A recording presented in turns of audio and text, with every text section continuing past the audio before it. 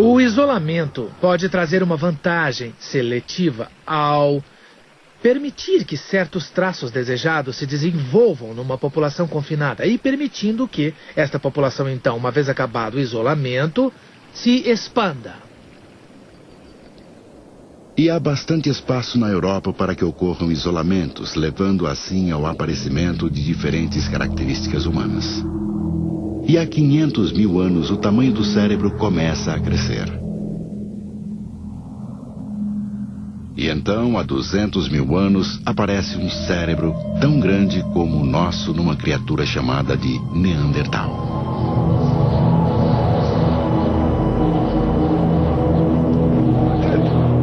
Nossa tendência é pensar no Neandertal como um homem das cavernas, grunhindo e se arrastando. Mas ele era o rei da era glacial da Europa, capaz de inovar e de sobreviver no frio.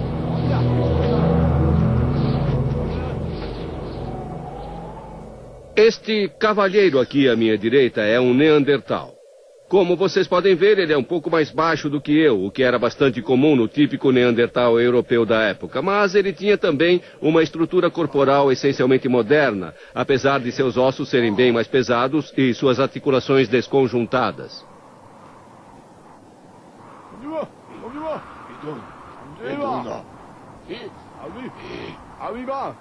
Os Neandertais eram baixos e bem protegidos, capazes assim de sobreviverem no frio.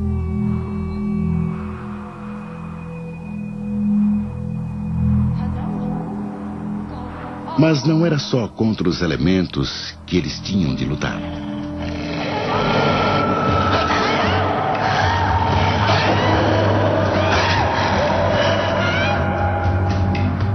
Existem evidências de que os Neandertais costumavam caçar no corpo a corpo e de que eles também podiam ser a presa. Talvez seja por isso que em muitos Neandertais foram encontrados sinais de machucados, de fraturas, que podem ter sido causadas por acidentes de caça.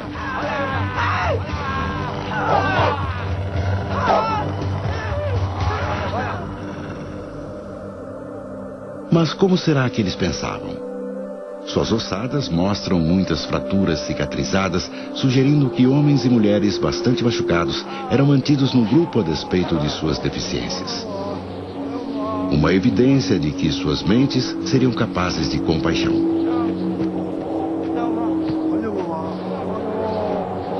Outra pista para o comportamento dos Neandertais encontra-se no formato de seus cérebros. Observando o cérebro de um Neandertal, todas as estruturas percebidas nele são as mesmas que vê em um cérebro humano moderno. Em outras palavras, não existem diferenças essenciais entre o cérebro de um Neandertal e de um humano moderno. Assim sendo, algumas pessoas pensam que os padrões de comportamento do Neandertal seriam iguais ao do Homo sapiens. Mas nem todos concordam com isso. Suspeita-se que os padrões de pensamento do Neandertal eram bastante diferentes dos nossos. Assim também pensa Steven Meithen.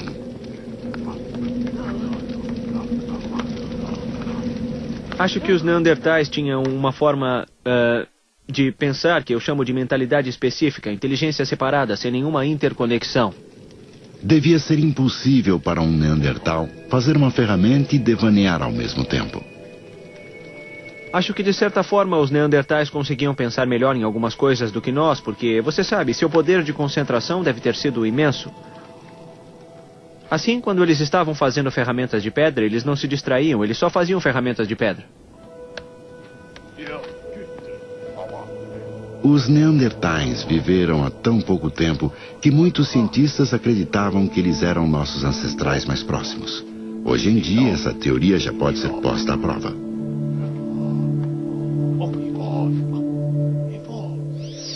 O DNA de humanos modernos foi comparado ao de ossos de Neandertais para que se identificassem diferenças genéticas.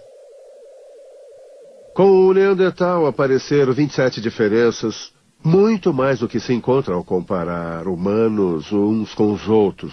Isso prova que os Neandertais e os humanos anatomicamente modernos são bastante distintos. A velha teoria estava errada.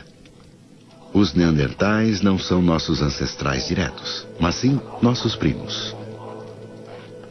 Há 200 mil anos, a Europa abrigava uma espécie humana com um cérebro tão grande quanto o nosso. Mas apesar de humanos, eles não eram nós. Assim sendo, não podemos nos considerar como o padrão do que é ser humano. Nós somos completamente humanos, mas os neandertais também eram. Não somos a única forma de ser humano. Eles eram como nós. Eles eram tão humanos quanto nós. E isso é difícil para algumas pessoas compreenderem, que os neandertais, diferentes de nós, eram completamente humanos.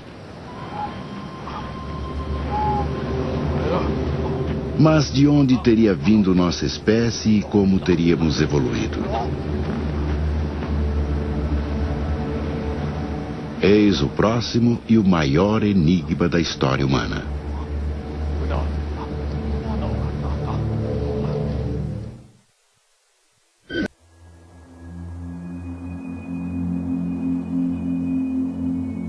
Não tem sido nada fácil encontrar os ossos dos primeiros Homo sapiens.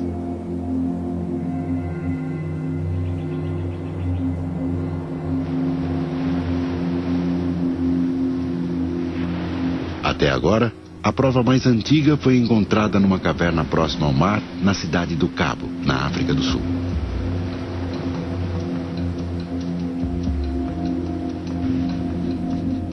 Os ossos têm cerca de 120 mil anos.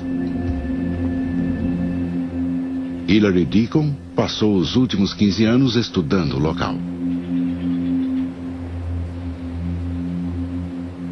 Estes humanos diferem de seus predecessores por terem uma testa muito mais vertical e por terem queixo e uma série de características anatômicas no crânio, assim como outras estruturas. E talvez eu possa me explicar melhor mostrando a vocês alguns fósseis. Este fóssil aqui é de um tipo arcaico de humano. Este é o famoso crânio de Kandji do Zâmbia. E toda a sua arquitetura facial é bastante robusta, com sinais bem fortes da linha da sobrancelha. E ao compará-lo como o de um humano moderno,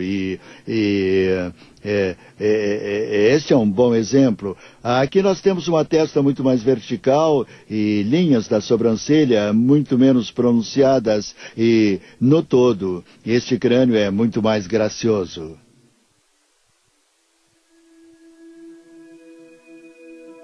Usando ferramentas e fragmentos de ossos, os pesquisadores buscam indícios da estrutura da sociedade humana. Esses humanos modernos usavam ferramentas similares às inventadas pelos neandertais da distante Europa. Lanças e lâminas de pedra garantiam uma dieta regular de focas, pinguins e peixe. Mas os cientistas não acreditam terem sido esses os primeiros humanos.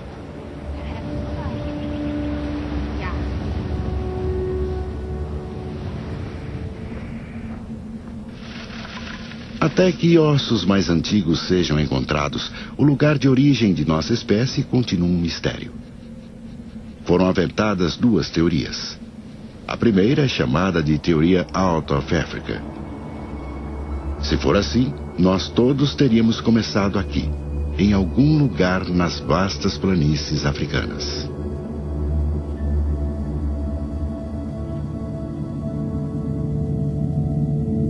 Ou teria o Homo sapiens evoluído simultaneamente em diversos locais dos 3 continentes?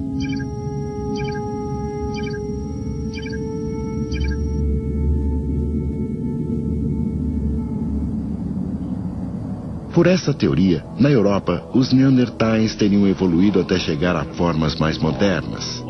Na Ásia, o Homo erectus também faria sua transição para um cérebro maior.